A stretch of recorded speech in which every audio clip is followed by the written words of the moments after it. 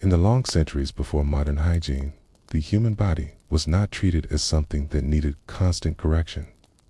Smell, dust, sweat, and residue from daily work stayed with people as they moved through their hours. Its cleanliness was not expected to reset each morning. Instead, the body carried yesterday forward, quietly and without apology.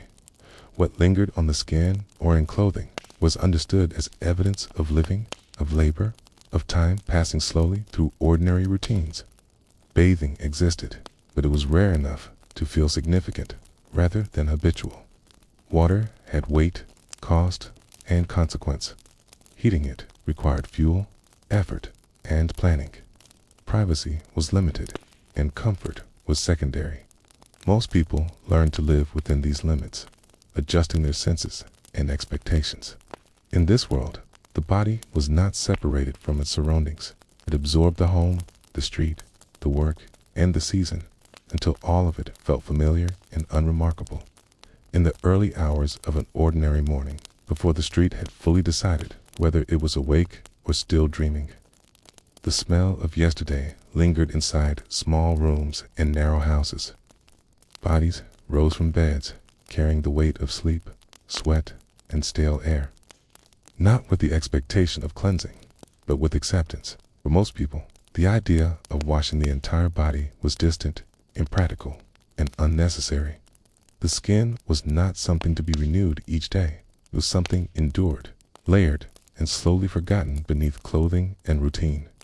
Water existed everywhere, yet it was never simple.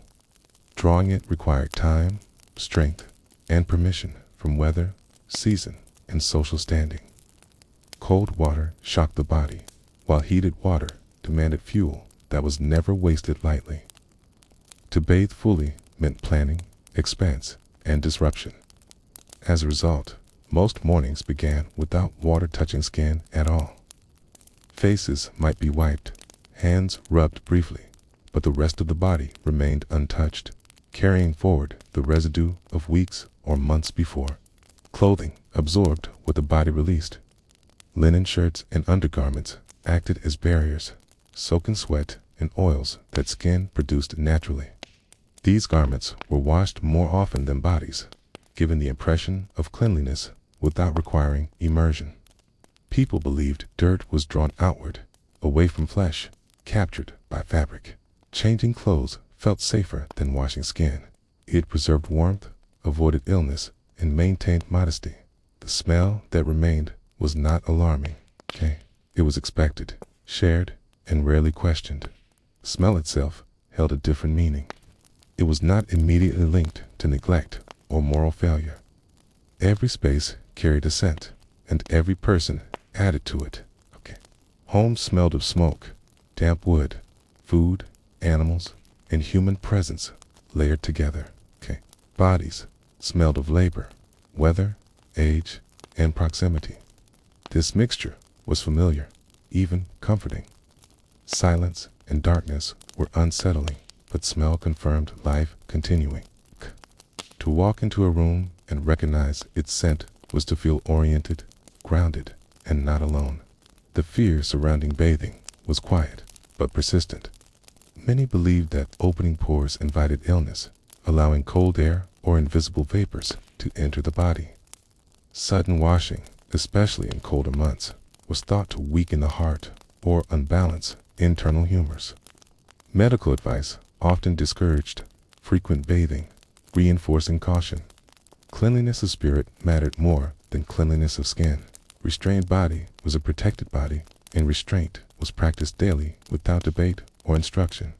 Work shaped the body faster than water ever could. Labor left visible traces on skin and nails, marking time through wear rather than cleanliness. Dirt embedded itself into hands, feet, and joints, becoming part of one's appearance and identity. Attempts to remove it completely felt pointless. By the end of each day, the body returned to the same state it had been before. Washing could not erase work. It could only interrupt it briefly, so most people chose not to try. Bathing, when it happened, was not private or indulgent. It was communal, hurried, and often uncomfortable. A single tub might serve many, with water reused until it cooled or darkened. Privacy was secondary to necessity. People bathed, clothed, or partially clothed, maintaining modesty even while submerged. The experience was functional, not refreshing. It ended quickly, leaving behind more memory than cleanliness. For many, the effort outweighed the reward, reinforcing the belief that frequent bathing was unnecessary. Children grew up learning the limits of water early. They were taught to keep warm, avoid drafts, and endure discomfort quietly. A dirty child was not immediately corrected. Dirt was proof of play, work, and health. Only when illness appeared did cleanliness become a concern. Even then, washing targeted specific areas rather than the whole body. Care was precise and restrained, shaped by fear of excess. The body was managed, not indulged. Public spaces reflected the same attitudes. Streets, inns, and workplaces carried the collective scent of those who passed through them. No one expected freshness. Instead, familiarity mattered more. A known smell meant a known place. Travelers noticed differences between towns, not by cleanliness, but by intensity. Some places felt heavier, others sharper, but none felt neutral. Neutrality was unnatural. Life left traces everywhere, and removing them completely felt unnatural and suspicious. Personal grooming focused on visible order rather than cleanliness. Hair was brushed, tied, or covered. Faces were wiped to remove soot and sweat that marked social status. Hands were cleaned before meals or prayer, not for hygiene, but for ritual and respect. These small acts create a structure without challenging the larger acceptance of bodily accumulation. The body was organized, not purified. This distinction mattered deeply, even if it was never spoken aloud. Night brought relief rather than renewal. As clothing was loosened and bodies settled into sleep, smells softened and blended with the room. There was no expectation of waking fresh. Morning would arrive, carrying the same body forward, unchanged and familiar. This continuity offered comfort. The body did not reset daily. It persisted, accumulating experience slowly, visibly, honestly. Cleanliness was not a daily goal, but an occasional event, approached carefully and remembered long after it ended. Illness altered routines briefly, but not beliefs. Fever, infection, or weakness might prompt wiping, airing, or herbal treatments, yet full bathing remained rare. Water was a tool, not a cure. Recovery depended on rest and balance, rather than cleanliness. Even in sickness, restraint ruled. The body was fragile, and intervention was dangerous. Better to leave it mostly as it was, guided by habit and caution rather than ambition. Smell also shaped relationships quietly. Its familiar scents marked family, neighbors, and coworkers. They became identifiers, more reliable than faces in low light. To recognize someone by smell was common and unremarkable. Created intimacy without words. New or unfamiliar smells caused discomfort, not because they were unpleasant, but because they disrupted expectation. A body that smelled different demanded attention. Most people prefer to blend, to remain within the shared atmosphere of their environment. Seasonal changes adjusted tolerance rather than behavior. Summer intensified everything, thickening air and shortening patience. Winter trapped smells indoors, making rooms heavier and more enclosed. Yet, bathing habits changed little. People adapted by opening windows briefly or adding herbs to clothing. These small adjustments maintained balance without requiring immersion. Control was subtle, indirect, and consistent. The idea of daily bathing would have seemed excessive, risky, and unnecessary to most.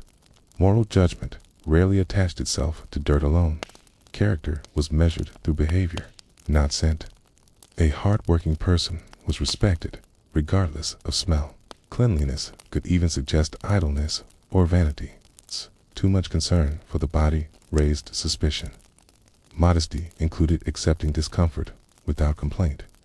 Bathing frequently risked appearing indulgent, foreign, or unstable. Strength signaled reliability, and reliability mattered more than freshness. As days passed, the body settled into itself. Layers accumulated slowly, unnoticed. Smell became background, blending into the rhythm of living. People rarely paused to consider it. Life demanded attention elsewhere: work, survival, relationships, endurance. The body carried these demands quietly, without renewal or reset. Washing was not a daily promise, but an occasional interruption, remembered more for its effort than its effect. The acceptance of dirt was not ignorance, but adaptation. Resources were limited, risks were real, and habits formed around survival rather than comfort. Cleanliness existed within narrow boundaries, carefully maintained but never expanded unnecessarily. To live was to carry yesterday forward, physically and emotionally. The body did not begin each day anew. It continued, layered and familiar, moving steadily through time without expectation of erasure. In this world, the idea of freshness belonged to rare moments rather than daily routines. It appeared during special preparations, illness, or ritual. These moments stood out precisely because they broke normal patterns. The rest of life flowed unchanged, carrying scent, texture, and memory together. The body was not something to be corrected daily. It was something to live inside, patiently and without constant interference. Silence often followed washing, not relief. The absence of familiar smell felt unsettling, as if something essential had been removed. It took time for the body to feel like itself again. This discomfort reinforced caution. People trusted what was known, even if it was heavy or unpleasant by modern standards. Familiarity outweighed comfort. The body, unchanged, offered continuity in a world where little else was stable. Over time, these habits became invisible. No one announced them or defended them, simply existed, passed down through observation rather than instruction. Children learned by watching, not questioning. Bathing remained rare, not because people rejected cleanliness, but because their definition of cleanliness differed. It was quiet, partial, and controlled, woven into daily life without drawing attention. As part one settles, the body remains where it has always been, carrying its layers forward. Smell, dirt, and routine blend into something steady and expected. There is no urgency to change, no discomfort strong enough to demand interruption. Life continues, unwashed but uninterrupted, shaped by acceptance rather than correction. The body moves forward, unchanged, into another ordinary day. As the day moved forward, the body remained wrapped in its layers, not just of clothing, but of habit and belief. People rarely paused to notice the slow accumulation on their skin because it happened gradually, invisibly. Dirt did not arrive suddenly, settled in, day after day, becoming part of the body's texture. The idea of removing it entirely felt unnecessary, even disruptive. Cleanliness was understood as balance, not absence. Too much removal suggested danger, imbalance, or weakness rather than care. Most homes were built to contain life, not to cleanse it. Floors were swept, not scrubbed. Walls darkened over time, absorbing smoke and touch. The air carried traces of cooking, bodies, and fuel, layered so deeply that no single scent stood apart. Washing the body would not change this environment. Clean skin returned immediately to the same air, the same clothes, the same work. The effort seemed wasted. People adapted instead, learning to live comfortably within what surrounded them. His hands received more attention than any other part of the body, not because of hygiene, but because of visibility and ritual. Before meals, prayer, or certain tasks, hands were rinsed or wiped. This act marked transition, signaling respect or readiness. It was symbolic rather than cleansing. The water removed surface dirt, not history. Everything else remained untouched, carried forward without concern. The body was segmented, cared for in parts rather than as a whole. Hair, too, followed its own logic. It was brushed, oiled, braided, or covered, rarely washed. Water tangled and weakened it, while oils kept it controlled. Lice and irritation were common, accepted as part of life, rather than signs of failure. Remedies focused on containment, rather than elimination. Covering the head was often more important than cleaning it. A neat appearance mattered more than a clean one, especially in public settings. Sleep did not reset the body. Its beds absorbed sweat and sent over years, becoming extensions of the people who used them. Mattresses were aired occasionally, turned or beaten, but rarely cleaned deeply. Nightclothes separated sleep from waking, carrying their own layers. The body rested within familiarity, surrounded by what it had already given off. Morning brought continuity, not renewal. The same body rose, unchanged, ready to repeat its routines. Public bathing spaces existed, but they were rare, seasonal, and often associated with specific purposes rather than daily life. Some visited them for health, others for social obligation. These spaces carried their own smells, sounds, and discomforts. Bathing there was an event, not a habit. It required preparation and recovery.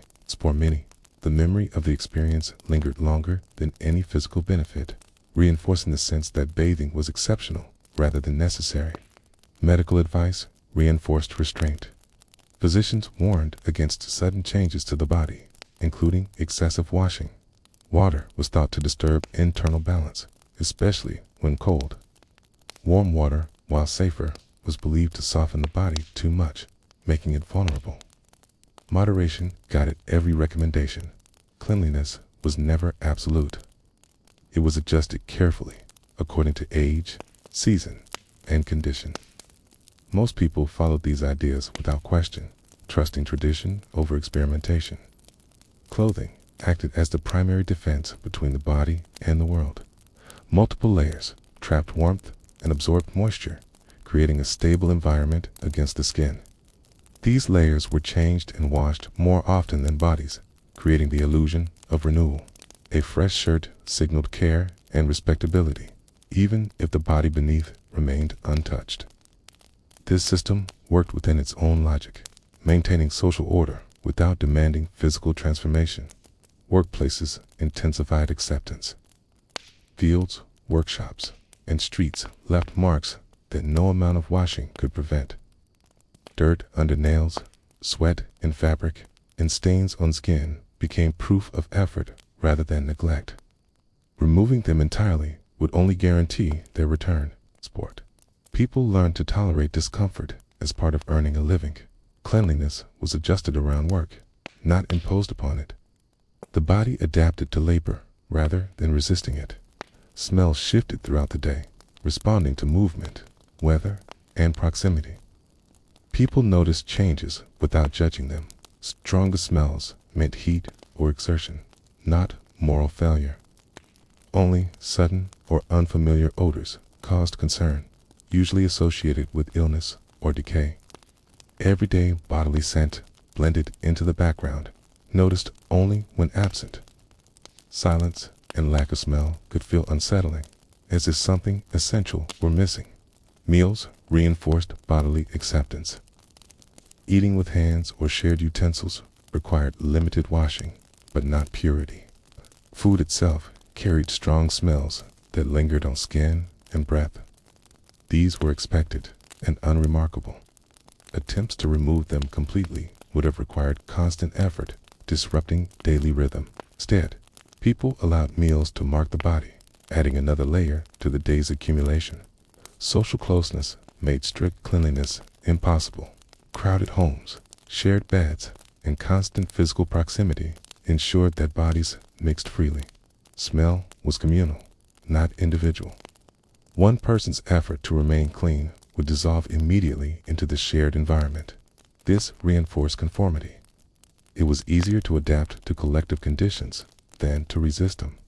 Cleanliness became a shared compromise rather than a personal goal.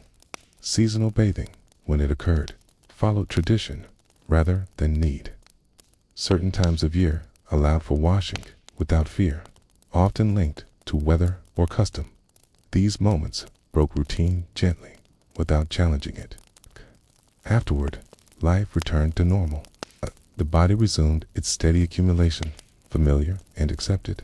Change was temporary, not transformative.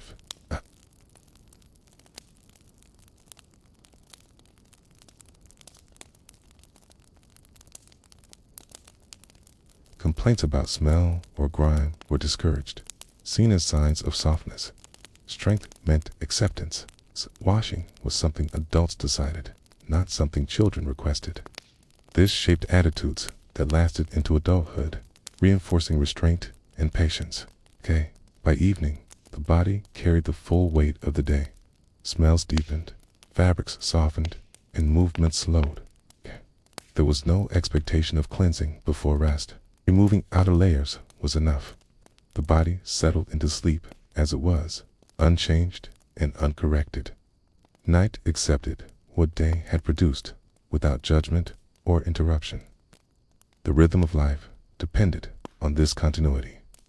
Constant cleansing would have disrupted time, labor, and belief. Instead, people lived within accumulation, trusting familiarity over freshness. The body became a record of daily life, written slowly and visibly. Washing too often risked erasing that record, and erasure felt unnatural. Over years, this acceptance shaped how people understood themselves. The body was not something separate from environment or work. It was porous, responsive, and shared. Dirt marked participation in life, rather than distance from it. Cleanliness existed within limits, carefully maintained, but never expanded beyond necessity. As part 2 continues, the body remained steady, carrying yesterday into tomorrow. Smell, habit, and belief remain intertwined, shaping daily existence without drawing attention. There is no urgency to change, only a quiet persistence that defines ordinary life. The body endures, unchanged, moving forward within its familiar layers. Illness changed the meaning of dirt without ever redefining cleanliness. When the body failed, attention shifted not toward washing, but toward warmth, balance, and containment. Fever was feared more than grime. Weakness mattered more than smell. People believed sickness came from imbalance, from bad air, from sudden exposure, not from what rested on the skin. Washing a sick body was approached cautiously, sometimes avoided altogether, because cold water was thought to invite death rather than recovery. Rooms where the ill rested grew heavier with scent. Sweat soaked into sheets. Breath carried sweetness or rot, depending on the disease. These smells were watched closely, interpreted as signs rather than problems. A change in odor meant progress or decline. No one rushed to remove it. The smell belonged to the illness, and removing it felt like removing information. The body was observed, not corrected. Care focused on preserving heat. Blankets were layered. Windows stayed shut. Fires were fed carefully. Fresh air, though discussed, was controlled rather than welcomed. Too much movement between hot and cold was dangerous. Washing, which required exposure, risked shock. The body was left largely untouched, allowed to pass through illness, carrying everything it already held. Cleanliness was postponed until survival was certain. Women, children, and the elderly carried the burden of this care. They learned to tolerate intense bodily presence without recoil. Touching damp skin, lifting soiled fabric, and breathing heavy air became ordinary acts. Discomfort was absorbed quietly. There was no sense of contamination, only responsibility. Care meant staying close, not retreating. Teese's condition was accepted as temporary but unavoidable. Death did not immediately restore order. Bodies were washed only after life had clearly ended, and even then with restraint. The act was careful, almost ceremonial, not thorough.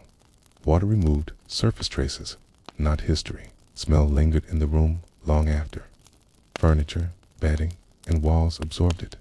The house held memory through scent, and that memory was allowed to remain for a time. During epidemics, fear intensified but did not modernize understanding. People burned herbs, opened or closed windows, and avoided crowds when possible. Washing still played a minor role. It was believed that the air carried danger more than the body. Smoke, not soap, became protection. Streets filled with layered scents meant to counter unseen threats. Clean skin alone offered no safety. Public spaces reflected this logic. Hospitals, when they existed, smelled worse than homes. Crowded wards held bodies in every stage of decline. Washing occurred rarely, often only when absolutely necessary. Staff focused on feeding, positioning, and restraint. The goal was management, not cleanliness. Patients were surrounded by other smells, learning quickly that endurance mattered more than comfort. The idea of contagion remained abstract, without visible cause. Blame settled on environment rather than touch. People avoided certain places, not certain bodies. This reduced the impulse to cleanse oneself obsessively. Washing remained tied to custom and ritual, not fear. The body was not seen as the enemy. It was a vessel navigating dangerous air. Recovery did not include purification.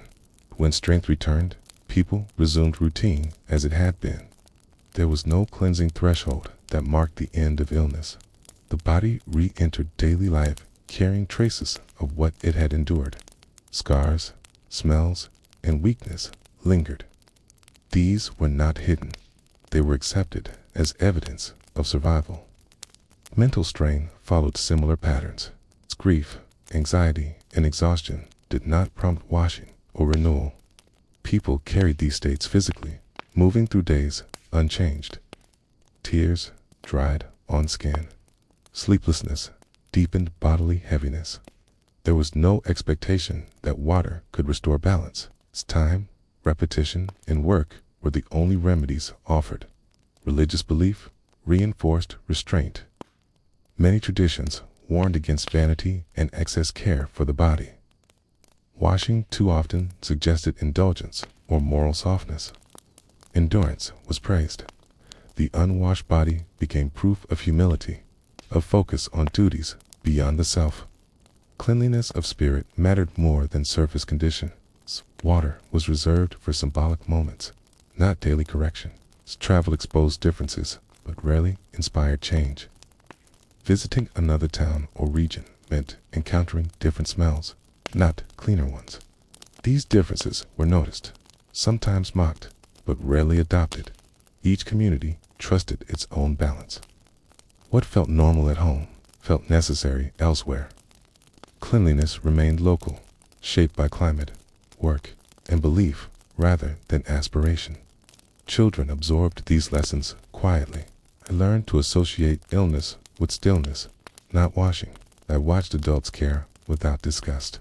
They learned that smell did not equal danger, and that discomfort did not require immediate correction. These understandings settled deep, shaping how they later cared for others and themselves. As years passed, the body accumulated not just dirt, but memory, scars, stiffness, and scent layered together. Washing would have removed little of what truly marked a person. Identity rested in endurance rather than presentation. The body told its story slowly, without interruption, and people learned to listen rather than erase. Even when early ideas of hygiene began to appear, they met resistance. Sudden cleanliness felt disruptive, even threatening. Removing familiar layers unsettled people, leaving them exposed, not just physically, but emotionally. The unwashed body was familiar, predictable. Cleanliness introduced uncertainty. It changed how the body felt to itself. By night, illness and health blurred into rest. Bodies lay still, carrying whatever the day had added. There was no cleansing ritual before sleep beyond habit. The body entered darkness as it was, trusting that survival did not depend on removal. Night accepted all conditions equally. This approach shaped generations. The body was not a project to be improved, but a condition to be endured.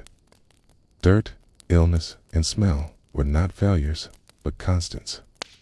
People lived alongside them, quietly, without urgency to escape.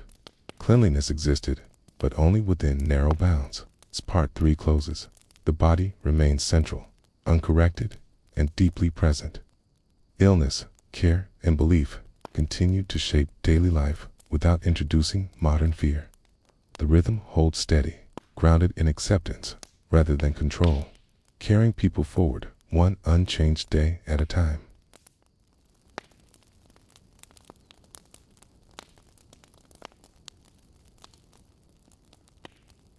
Oil built up slowly, forming a protective layer that resisted cold, wind, and friction.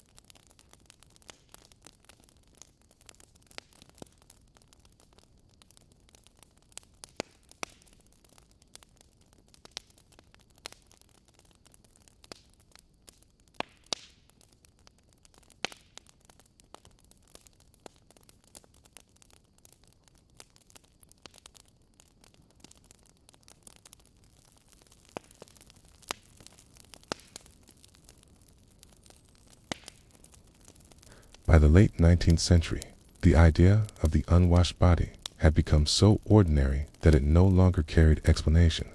People did not think of themselves as dirty. They thought of themselves as used. The body showed signs of effort, the way tools did. Wear was expected. Marks were familiar. To remove all traces of daily life would have felt unnatural, even wasteful, as though something earned was being erased without reason.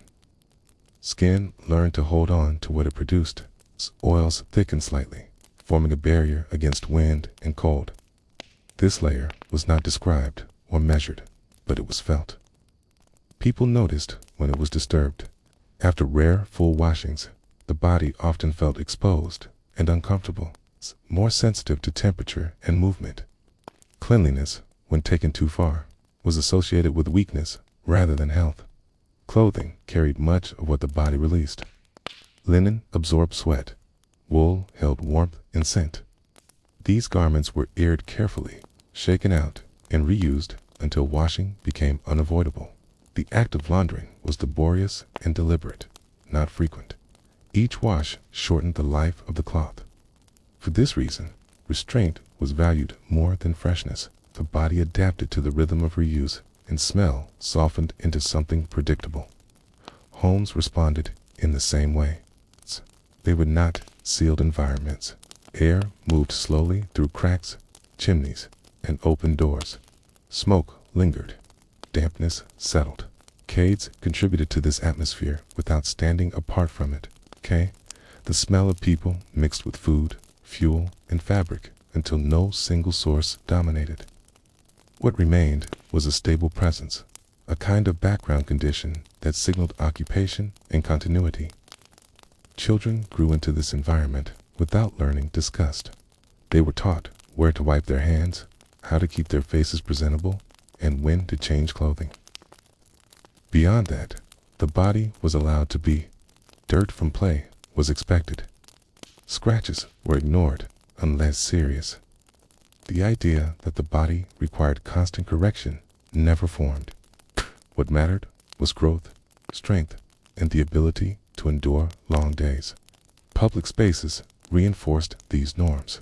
Markets, workshops, churches, and streets were filled with bodies at close range. Smell was unavoidable and therefore unremarkable. No one apologized for it. Social distance was shaped by class and familiarity, not by scent. A person's reputation rested on reliability and conduct, not on the condition of their skin. Illness shifted attention more sharply than cleanliness ever did. When a body changed suddenly, when smell altered or skin warmed unnaturally, concern followed. These signs mattered because they disrupted routine. Care focused on rest and nourishment, not on washing away symptoms. Excessive bathing during sickness was often discouraged, believed to weaken the body when it needed to conserve energy. As evening arrived, the body was not prepared for sleep through cleansing, but through slowing. Garments were loosened. Boots were removed. Hands were wiped. The day was allowed to settle, rather than be erased. Bedding absorbed the body as it was, and this contact felt normal. Sleep did not require purity. It required exhaustion and stillness, both of which were readily available. Night air cooled rooms unevenly. Bodies released heat gradually, carrying the day's residue into rest. Smell did not vanish with darkness. It softened, becoming less distinct as senses dulled. The presence of others was felt through breath and movement rather than sight. Shared sleep made individual bodies less noticeable, blending them into a collective rhythm of rest. Morning returned without transformation. The body rose unchanged. There was no sense of starting over. Yesterday remained present, layered beneath today's effort. This continuity reduced self-awareness. People did not examine themselves closely. Mirrors were small, dim, or absent. The body was known through movement and fatigue rather than appearance. Over years, this relationship shaped emotional restraint. When the body is not constantly corrected, attention moves elsewhere. People learned to tolerate discomfort without naming it. They adjusted rather then resisted. This endurance carried into other aspects of life. Hardship was absorbed quietly, normalized through repetition rather than confronted directly. The absence of frequent bathing also altered time. Without daily rituals of renewal, days blurred into one another. Change happened slowly, almost invisibly. Aging was noticed through loss of strength rather than shifts in appearance. The body faded into background awareness, allowing routine to take precedence over reflection. Visitors from different regions sometimes noticed these conditions, but their reactions rarely altered local habits. What was familiar could not be easily questioned. Cleanliness standards were communal, not individual. Stand apart required effort and justification. Most people chose alignment over distinction, accepting the shared condition of daily life. In this way, dirt was not an enemy. It was a byproduct of participation. To carry it meant to belong. Removing it entirely would have suggested separation from labor, from others, from the rhythms that defined ordinary existence. The unwashed body was not neglected. It was simply lived in. As decades passed and new ideas emerged, these practices began to shift. But for long stretches of time, this balance held. The body endured without commentary. Life moved forward without interruption. Cleanliness remained practical, limited, and quiet. When night returned again, the body lay down, carrying everything it had gathered. Nothing was resolved. Nothing was reset. Sleep accepted this accumulation without resistance, skanked, and the cycle continued, unchanged, until morning asked once more for movement. Over time, the unwashed body became something people trusted more than they questioned. Familiar sensations created a sense of stability. Skin that rarely met water learned its own limits, thickened slightly in exposed areas, softened where fabric rubbed daily, and adapted to heat and cold without complaint. This slow adjustment reduced awareness. The body faded into the background of thought, freeing attention for work, weather, and survival, rather than constant self-monitoring. Smell followed the same quiet pattern. What was constant became invisible. Families recognized one another through scent without naming it. A room carried the presence of its occupants long after they left, and this lingering trace felt reassuring rather than unpleasant. It meant someone belonged there. Emptiness, by contrast, felt unsettling.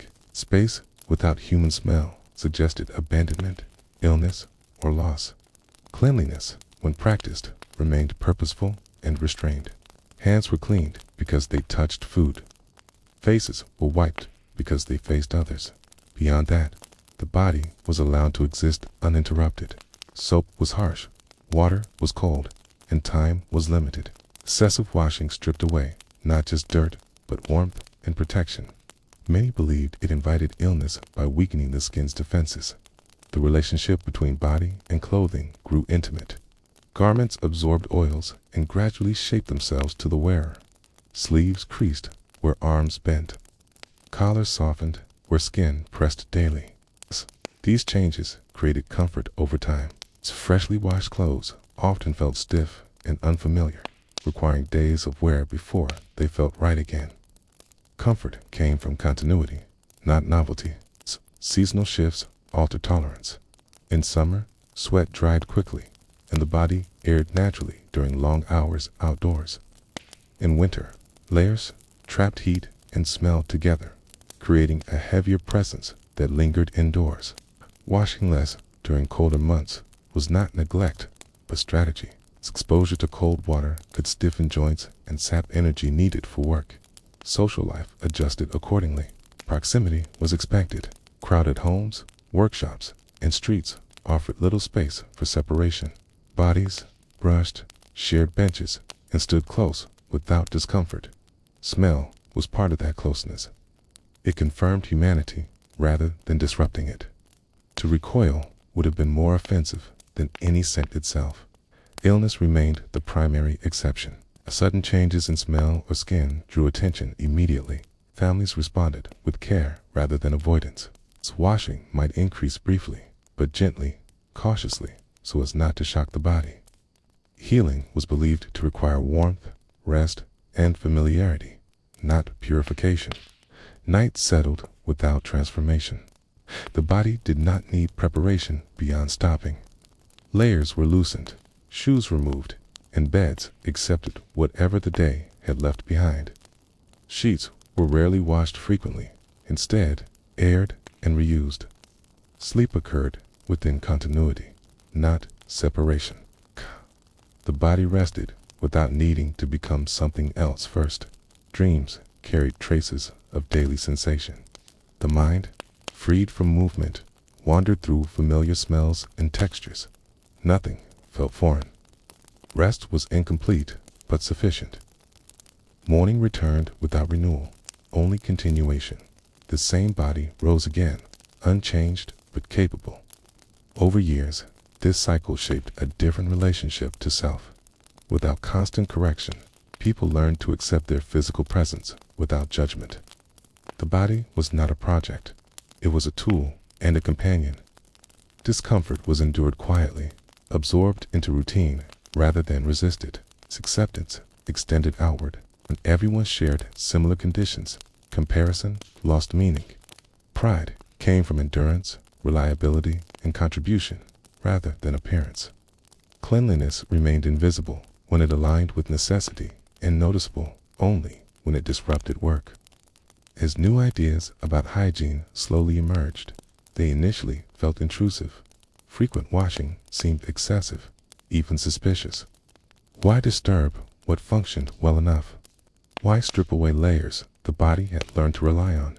A change arrived unevenly, resisted by habit and memory. For generations, the unwashed body carried life forward without ceremony. It worked, rested, aged, and endured. Dirt accumulated, softened, and eventually became part of identity. Cleanliness, when it came, would rewrite this relationship entirely. But for a long time, the body remained trusted as it was, carrying the quiet weight of ordinary life into each unremarkable night. By the time evening arrived, the body no longer expected relief from itself. Whatever the day had placed on the skin remained there, accepted without argument. Sweat dried where it had fallen, dust settled into the folds of clothing, and the faint residue of work stayed present. People did not think of this as being dirty. It was simply what it meant to move through time. The body carried evidence of the hours it had lived, and that evidence was not meant to be erased daily. Smell followed the same rhythm. It rose gradually, quietly, without drawing attention to itself. Families shared it without comment. Rooms absorbed it until it became part of the structure, blending with wood, stone, smoke, and fabric. The house did not smell unpleasant to those who lived inside it. It smelled familiar. The human scent was not separated from the idea of home. To remove it entirely would have made a space feel hollow, unfinished, or abandoned. Clothing absorbed much of this presence. Wool, linen, and rough cotton trapped sweat and skin oils, holding them close for weeks or months. Washing garments was laborious and damaging, shortening their usable life. Most clothes were cleaned sparingly when stiffness or odor interfered with movement. Till then, they were aired, brushed, shaken, and worn again. The body adapted to the sensation of fabric that had already learned its shape. Skin itself developed resilience. The outer layers thickened, becoming less reactive to irritation. Small cuts, scratches, and insect bites were common, accepted as part of daily movement. Washing too frequently softened the skin and invited cracking or infection. People learned this through experience, not instruction. The body taught its limits quietly over time. Water remained a cautious presence. It was not abundant, not reliable, and not always safe. Wells could turn foul without warning. Rivers carried unseen dangers. Even rainwater, collected carefully, was rationed. Bathing required preparation, heating, lifting, and disposal. Each step demanded effort that had to justify itself. For most, that justification rarely appeared. Instead, cleanliness focused on function. Faces were wiped because vision mattered. Hands were rinsed when eating or tending wounds.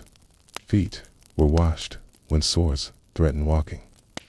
These were interventions, not routines. The goal was preservation, not comfort. No one expected to feel refreshed. They expected to continue. Besides shared sleeping spaces, bodies rested close together. Heat mattered more than scent. Breath mixed in the darkness, and blankets held everything beneath them. Mattresses absorbed years of use, becoming heavy with memory. This weight provided reassurance. A bed that smelled faintly of its occupants felt safe. A newly cleaned one felt strange, almost exposed. Children grew within this environment without developing discomfort. Their senses calibrated early.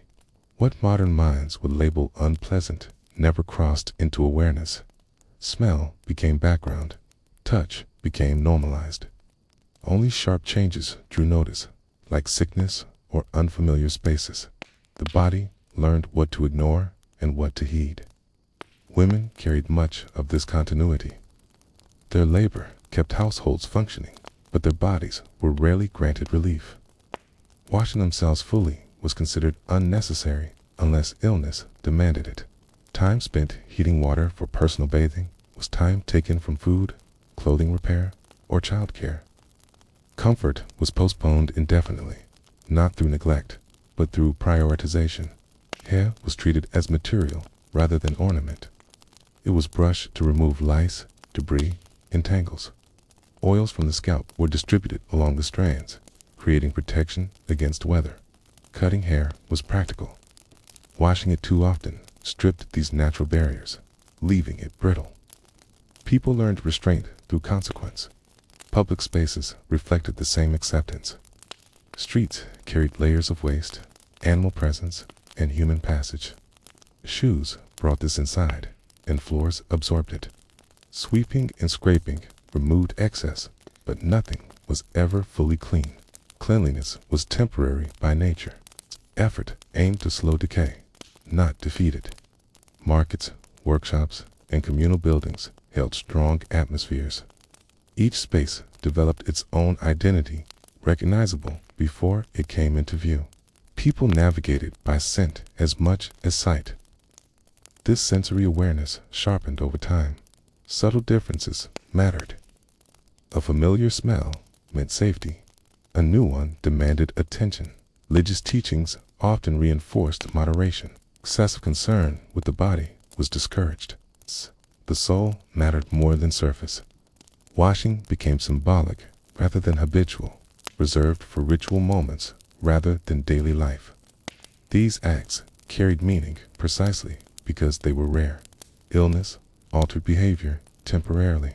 Fever, infection, or infestation prompted washing, sometimes repeated, sometimes intense. These moments were disruptive. They required resources and attention. Once resolved, routines returned to baseline. Cleanliness retreated again into the background. Social judgment followed similar patterns. A person smelled like their work, their household, their region. This was not stigma. It was information. Only extreme neglect or disease drew comment. Normal human scent did not invite shame, it signaled belonging. Travel highlighted these differences. Entering a new town meant encountering unfamiliar atmospheres. Travelers carried their home scents with them, marking them as outsiders. Over time, their bodies adapted. The transition was gradual, unnoticed. The body learned new normals quietly. Sleep arrived without preparation. No baths softened the body before rest. Fatigue alone guided the transition. Muscles relaxed, not because they were clean, but because they were exhausted. Dreams came regardless. The body did not require purity to rest, only stillness. Generations lived this way without framing it as hardship. There was no alternative to compare against. Discomfort was steady but predictable. Its predictability offered security. Sudden changes were more unsettling than persistent inconvenience.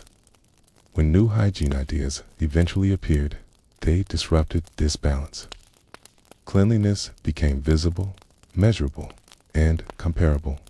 Bodies were no longer simply bodies. They became projects. But before this shift, there was little internal pressure to alter oneself daily. Memory in these earlier lives was tactile. Clothing remembered hands. Rooms remembered occupants. Smell anchored time. Washing erased traces too quickly, dissolving continuity.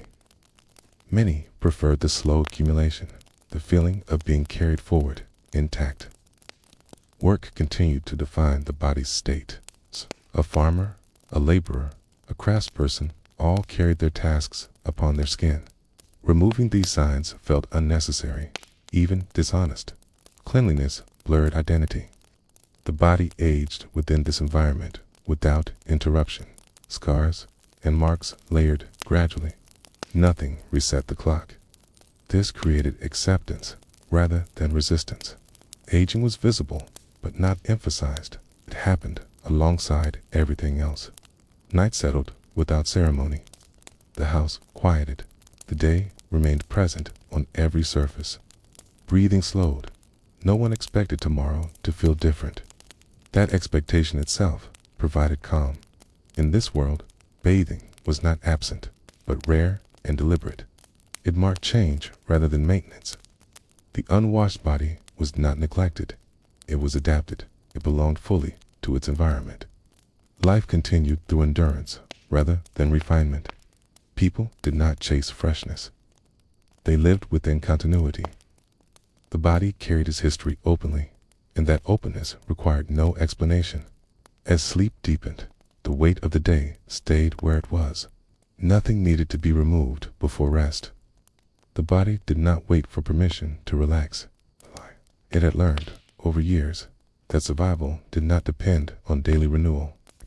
And so, the night passed, quietly, with the body exactly as it had been all day, unchanged, familiar, and sufficient. Morning returned without ceremony, and with it the same body, unchanged from the night before. Sleep did not cleanse it. It only rearranged it. Muscles stiffened where they had rested too long. Skin warmed beneath blankets that had held yesterday's presence. When people rose, they carried the night with them, layered gently atop the day that had already passed. There was no expectation of beginning again. The body did not reset. It continued. Clothing went back on with little inspection. The same shirt, the same shift, the same outer layers, shaped now to familiar movement. Fabric remembered elbows and shoulders. It bent where it always bent. This familiarity reduced effort. Dressing was not a moment of self-awareness, but a continuation of motion. Faces were sometimes wiped with cool water, especially in warmer months. This act refreshed the eyes more than the skin. It sharpened attention briefly, then faded. Mirrors were rare and dim. People knew their faces by touch more than sight. A rough patch, a sore place, a tightening wrinkle. The body was understood internally, not observed externally. Hair was smooth and bound. Combs removed what could be removed. Fingers did the rest. Oil and dust remained, creating weight and shape. This weight protected against wind and cold. Clean hair, when it occurred, felt light and unfamiliar, almost fragile. The usual state felt safer. The day unfolded again through work. Movement warmed the body quickly. Sweat arrived early and stayed. It did not announce itself. It simply joined what was already there. Skin accepted it without protest. Salt dried and flaked away. Dirt settled again. Nothing about this felt new. Shared labor meant shared atmosphere. Fields, kitchens, workshops, all developed dense, living air. Breathing adjusted automatically. The nose stopped separating one presence from another. Instead, it read the whole. The environment was perceived as a single body made of many smaller ones. Food preparation brought its own residue. Grease clung to hands and sleeves. Smoke settled into hair. The smell of cooking lingered long after eating ended. This was not erased. It layered gently, becoming part of the household's identity. A home could be recognized by these traces alone. Children played within this without discomfort. They fell, scraped, wiped themselves on whatever fabric was closest, and continued. Their bodies learned early that minor irritation did not require interruption. Pain was assessed quickly and dismissed just as fast unless it threatened movement. Illness altered the rhythm noticeably. Fever sharpened awareness of the body. Skin became sensitive. Washing occurred then, not for comfort, but for control. Cold cloths, warm water, deliberate cleaning. These acts stood out precisely because they were rare. When health returned, so did restraint. Seasonal changes adjusted tolerance. Summer made the body heavier with moisture and scent. Winter sealed everything beneath layers, trapping warmth and odor together. Both states were accepted. Neither demanded correction. Its body learned to exist within extremes rather than resisting them. Public gatherings intensified sensory blending. Churches' inns, communal halls filled with layered breath and heat. The air thickened. Still, people remained. Leaving because of discomfort was unusual. Endurance signaled belonging. Staying meant participation. Privacy barely existed. Bodies were always near other bodies. Washing in isolation was uncommon. When it happened, it felt exposed rather than intimate. Most people preferred the quiet anonymity of sameness, where no one stood out. Judgment, when it occurred, focused on behavior, not scent. Laziness, dishonesty, or cruelty mattered. The body's state did not. A person was not measured by how fresh they appeared, but by how reliably they showed up. As years passed, the body aged within these habits. Skin thickened, then thinned. Sensitivity dulled, then sharpened again in new places. Washing routines did not change with age. The body adapted itself instead. Night returned once more. Its work ended, not because tasks were complete, but because light failed. The body slowed accordingly.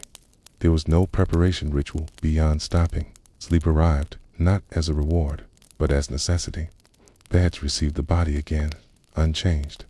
No separation between day self and night self existed. It's the same weight, the same scent, the same texture followed through. This continuity reduced anxiety. Nothing needed to be transformed before rest. Dreams formed within this familiarity. The body did not distract the mind. It was known, predictable, background. The mind wandered more freely when the body demanded nothing. In this way, unwashed life sustained itself quietly, not through neglect, but through acceptance. The body was not something to be managed daily. It was something to be lived inside, continuously, without interruption.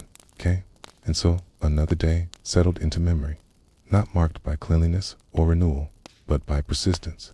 The body remained, carrying its history forward, unchanged, sufficient, and quietly at rest once more. By the later years of a person's life, the body no longer asked to be corrected. It had settled into itself. The skin carried its layers without complaint, and sensation arrived more slowly, less sharply. Smell, once noticed in passing, became almost invisible. The body learned what it could ignore, and it ignored most things in order to continue. Old clothing became an extension of skin. Fabric softened, thinned, and shaped itself to familiar movement. Washing these garments too often weakened them, so it was avoided. Dirt was brushed away when it interfered. Otherwise, it stayed. Clothes held warmth, memory, and presence. Clean replacements felt strange, stiff, and briefly uncomfortable. In shared homes, older bodies were rarely isolated. They remained among others, moving more slowly through the same spaces. Their smell blended deeply into the environment, not as something new, but as something permanent. Rooms absorbed it gradually, until it became impossible to say where the person ended and the house began. Bathing late in life was sometimes feared. Sudden cold, slipping, exhaustion. Water posed risks. Many preferred to remain as they were rather than risk injury. Cleanliness was not worth danger. Its body, fragile now, was treated carefully by leaving it undisturbed. Hands were wiped more often than bodies. They touched food, tools, faces. A cloth passed over fingers, removed enough to function. This small act satisfied practical need without disrupting the larger state of the body. Partial cleaning replaced full transformation. Illness returned more frequently. When it did, smell changed first. The body announced weakness quietly. Care followed instinctively. Sheets were aired. Skin was wiped gently. These moments stood apart, not as hygiene, but as attention. Care, not cleanliness, was the goal. Death itself was often the most thorough washing a body ever received. Afterward, hands cleaned skin slowly, deliberately, with care. The body was treated differently only then, when it no longer needed endurance. The act was ceremonial, not corrective. It did not undo life, only acknowledged its end. Those who remained carried on unchanged. Habits did not shift because one body was gone. The environment absorbed absence, just as it had absorbed presence. Smell faded slowly. Memory lingered longer. For generations, these practices repeated without instruction. Children learned by observation. No one explained why bodies were left as they were. It was simply how life continued. Washing was occasional, purposeful, and limited. The body did not require constant attention to be considered acceptable. Only much later did this understanding shift. When water became abundant and time rearranged itself, the body was reframed as something needing daily correction. But for centuries before, the body was trusted. It existed without apology. In that earlier world, endurance mattered more than freshness. Continuity mattered more than renewal. The body, unwashed and familiar, moved quietly through days and nights, carrying its presence forward without interruption until it no longer could. And when rest finally arrived, it came without preparation. The body lay down as it was, unchanged, known, complete in its long persistence, fading gently into stillness without ever needing to be made new.